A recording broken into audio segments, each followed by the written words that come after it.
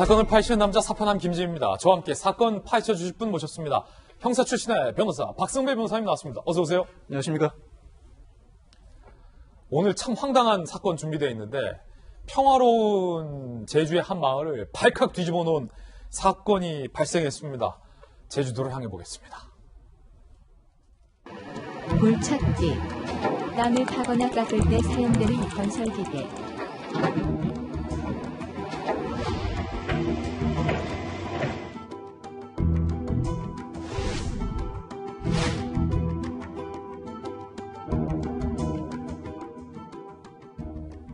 한밤중에 굉음이 들려왔습니다. 굴착기 소리 같은데 한밤중에 이 굴착기가 무슨 짓을 하느라 이 굉음이 발생했던 걸까요? 그래서 오늘 사건의 첫 번째 열쇠는 바로 이겁니다. 한밤중 굉음의 정체, 자세히 살펴보시죠. 굴착기로 꽝꽝! ATM? 그 ATM이요? 돈 찾는? 지난 16일 새벽 제주 서귀포시 굴착기를 이용해서 현금 인출기 ATM을 밀어 넘어뜨려 파손하는 사건이 발생. 보안장치가 울렸고 이 남성 굴착기를 버리고 도주했다. 주민들이 신고를 했고요. 30대 남성 A씨가 신고가 됐습니다. 현금 인출기를 굴착기가 습격한 건데 황당한데요. 사건 전후의 현장 모습 저희가 취재했습니다. 자, 이게 바로 굴착기 때문에 파손된 현금 인출기인데 아예 뒤로 넘어져 있어서 형태를 알아보기 힘듭니다. 철골도 휘었고 유리도 깨져 있는 모습입니다. 굴착기로 이거를 이렇게 파손을 한 건데 원래는 어떤 모습이었을지요? 자, 이렇게 멀쩡한 깔끔하고 심플한 현금 인출기 모습입니다. 크기도 크고요. 박승배 변호사님, 자, 도대체 이 사건 이거 어떤 사건인 겁니까? 새벽에 인적이 드문 시골 마을에 굉음이 울려 퍼진 이유는 이 남성 A씨가 굴착기로 ATM기를 부수고 있었기 때문입니다. 아, 부수고 있었다고요? 이 남성은 ATM기 내부에 있던 현금을 절취하려고 했는데 이 경찰은 A씨가 빚독촉에 시달리다 이 같은 범행을 저지른 것으로 보고 있습니다. 그렇지만 결국 현금 탈취에는 실패합니다. 그 이유가 ATM기를 부수는 과정에서 ATM기 내부에 설치된 경보음이 울리기 시작한 것인데 아마 부수는 소리보다 경보음이 더 크게 울려 퍼졌을 겁니다. 이 소리에 인근 지역 주민들이 잠에서 깨기 시작합니다. 한 목격자에 따르면 A씨가 굴착기에서 내려와서 핸드폰 불빛으로 ATM기 이곳저곳을 살펴보다가 다시 굴착기에 올라타서 타격하기를 반복했다고 합니다. 이 경보음 소리에 A씨 스스로도 너무나 놀라서 굴착기도 현장에 그대로 내버려 둔 채 줄행랑을 치고 맙니다. 아, 좀 황당한 사건인데 일단은 박승배 변호사님이 형사 시절 변호사 시절에 굴착기로 ATM을 소위 털려는 범행을 형사 시절에도 보신 적이 있으신지, 두 번째, 이 현금 인출기가 굉장히 견고하게 돼 있다라고 알고 있는데 포크레인으로 부서집니까? 사실 저는 형사로 근무하면서 굴착기로 ATM기를 부수는 사건은 접한 적이 없습니다. 그쵸. 상당히 황당한 사건이긴 합니다. 사실 ATM기는 철판으로 둘러싸여 있어서 부수기가 쉽지가 않습니다. 혹시나 부수는데 성공한다고 하더라도 내부를 일반인이 분해한다는 것 더 어렵다고 하는데 이 A씨는 판단 미스를 한 겁니다. 돈을 훔쳐야 하는데 사람이 있는 집이나 상가는 범행의 위험성이 높죠. 그렇다면 ATM기 내부에 현금이 고스란히 존재하기 때문에 ATM기가 안성맞춤 같은데 굴착기로 타격하는 힘 정도면 아무런 제약 없이 단시간 내에 ATM기를 부술 수 있다고 판단한 것 같습니다. 이런 판단에 따라 새벽에 인적이 드문 시골길, 그것도 상대적으로 관리가 소홀해 보이는 한 식당 옆 ATM기를 범행 대상으로 지목한 것이죠. 은행 측에서도 우리 은행이 설립된 이래 굴착기로 ATM을 털려 했던 건 처음이다라는 황당한 입장을 내놨는데, 자, 일단 도주했잖아요. 잡혔습니까? 도주 12시간 만에 서귀포시 한 길거리에서 A씨 경찰에 검거가 됩니다. 경찰은 A씨를 특수 손괴 그리고 특수 절도 미수 혐의 등으로 구속영장을 신청했고 법원이 구속영장을 발부합니다. 비록 현금 탈취는 실패했다고 하더라도 범행 자체로 중형 선고가 예상되다 보니 도주 우려가 있다고 판단한 것입니다. 그렇군요. ATM을 털기 위해서 굴착기까지 끌고 왔다라는 사실 상당히 황당한데 여기에 두 번째 사건을 풀 수 있는 열쇠가 숨겨져 있습니다. 함께 보시죠. 17km 땡땡땡 운전. 자, 어떤 운전일까? 어떤 반전일까? 먼저 CCTV 영상부터 살펴보시죠.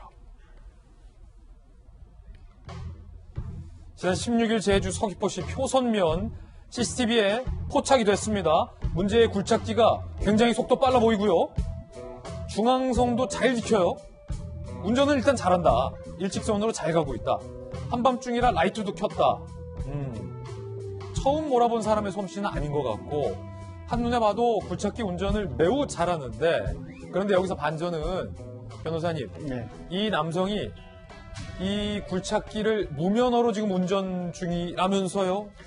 이 굴착기가 A씨 소유도 아니었습니다. 그래요? 범행 장소로부터 17km 떨어진 한 마을 어느 집 앞 봉투에 세워진 굴착기를 A씨가 먼저 훔친 겁니다. 자기 것도 아니에요? 이 집 앞 봉투에 설치되어 있던 굴착기는 문이 잠겨져 있지 않았답니다. 이 굴착기를 훔친 직후 곧바로 40여 분을 운전해서 범행 장소로 이동을 하게 되는데, 이야. 심지어 A씨는 무면허 운전 상태였습니다. 굴착기도 건설기계입니다. 건설기계는 건설기계 조종사 면허가 있어야 운전이 가능한데 그 면허를 취득하지 않았습니다. 예. 그런데 사실 굴착기 운전 생각보다 쉽지가 않습니다. 예. 면허 없이 어떻게 운전이 가능했을까? 경찰은 적어도 A씨가 굴착기 운전 경력은 있는 것으로 보고 있습니다. 무면허지만 운전은 잘한다. 네. 이야, 이거 황당한 사건. 점점. 그래서 저희가 그 해당 굴착기 주인을 제주도에서 샅샅이 탐문을 해서 찾아봤습니다. 저희가 직접 전화로 좀 몇 가지 인터뷰를 했는데 이 굴착기 주인도 황당하다는 입장입니다. 들어보시죠. 시동을 걸었다 해도 작업 모드로 이렇게 다 전환 안 시키면 포크레인이 움직일 수가 없어요. 이거를 알고 이렇게 했다는 거는 어디 뭐 전문 학원에서 습득을 했다든가라는 생각을 가질 수밖에 없죠. 막상 갔더니 도난 작업을 행위하다가 그대로 그냥 멈춘 상황에서 이제 시동도 꺼져 있고 파킹 모드 뭐 이 모든 걸 다 원위치 시켜놓고 안전내바도 다 정상으로 해놓고 해서 빠져나갔다는 걸 보고 이 사람은 이 장부에 대해서 아주 명확히 아는 그런 사람이라는 걸 그 순간에 제가 인지하게 돼 있죠. 네, 인터뷰에 응해주신 굴착기 주인 허 선생님께 다시 한번 감사드리고요. 이 허 선생님이 하고 있는 얘기는 잘 가봤더니 아니 이 남성이 도망치는 그 급박한 와중에서도 주차 모드 해놓고 안전 모드로 착 조작을 해놨다는 겁니다. 굴착기 주인이 이 사건 당일 새벽 6시에 집에서 잠을 자고 있는데 예. 경찰이 문을 두드리는 소리에 잠에서 깼대요. 어. 그제야 내 집 앞에 세워뒀던 굴착기가 사라졌다는 걸 인지를 했답니다. 혹시나 다른 사람이 내 굴착기를 운전해 가다가 또 다른 사고는 벌어지지 않았을까 노심초사했다는데 예. 다행히 사고는 벌어지지 않았다고 합니다. 그런데 A씨가 면허도 없이 어떻게 이렇게 능숙하게 굴착기를 조종할 수 있었을까?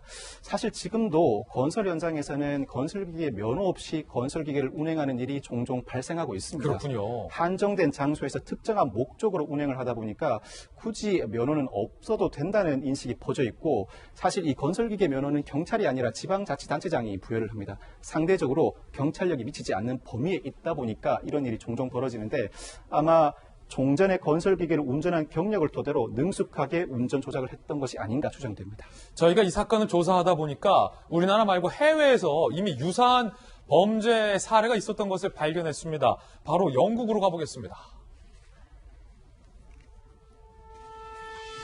이곳은 영국입니다. 굴착기가 사정없이 벽을 허물고 있습니다. 자, 막 부수죠? 벽을 허물고 와르르 무너지고 발견한 것은 바로 능숙하게 뭔가를 집어 올립니다. 바로 ATM 금고입니다. ATM 금고를 번쩍 들어서 미리 준비된 차량 위에 정확하게 떨어뜨립니다. 금고를. 그리고 남성이 차량을 끝나고 도주하는 모습까지 고스란히 CCTV에 포착이 됐습니다.